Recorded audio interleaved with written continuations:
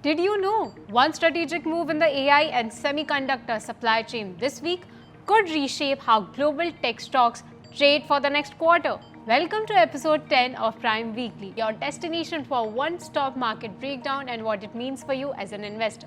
Let's start with the companies that made news.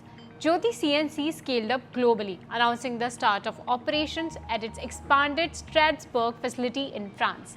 Capacity has now doubled, positioning the company to meet rising international demand and strengthen its footprint in advanced machinery.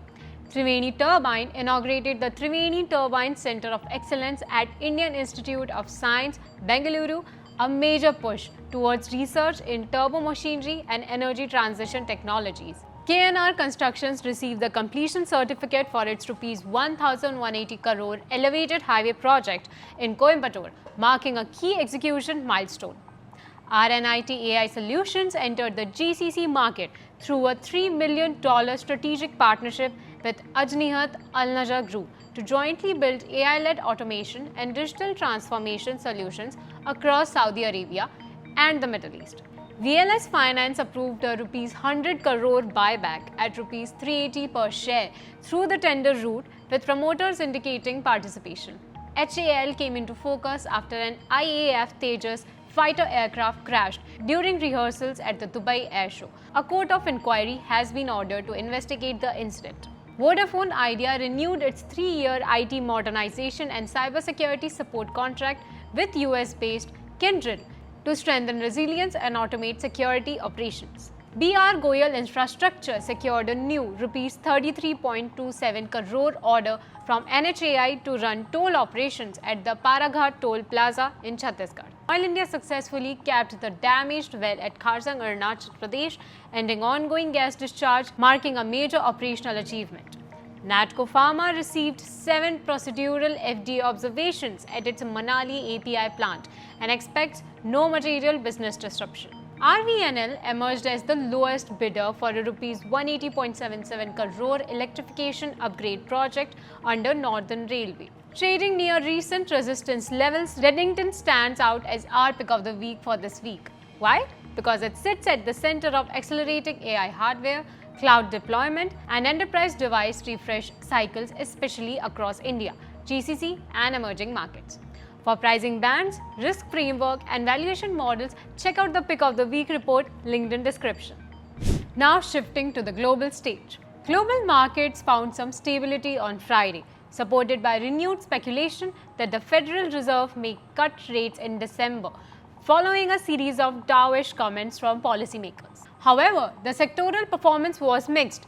Technology and communication services lagged, with profit-taking weighing on major AI and cloud leaders, despite strong earnings from Nvidia and Amazon. Back home, the mood was more cautious. The Indian rupee hit a record low of 89.67 rupees per dollar, pressured by weak global sentiment, persistent uncertainties, and delays in the US-India trade agreement. Indian equities drew some support from the RBI's export relief measures, but sentiment remained subdued after October recorded a wider trade deficit and a sharp contraction in exports. Despite these headwinds, healthy Q2 earnings, strong macro indicators, and reviewing FPI inflows driven by easing inflation and stable crude provided a liquidity cushion for large caps, even as broader markets underperformed. The Nifty corrected sharply on Friday but continues to hold above its key moving average support at 26,038. The recent swing low at 25,856 remains a crucial support, while 26,277 is likely to act as a near-term resistance.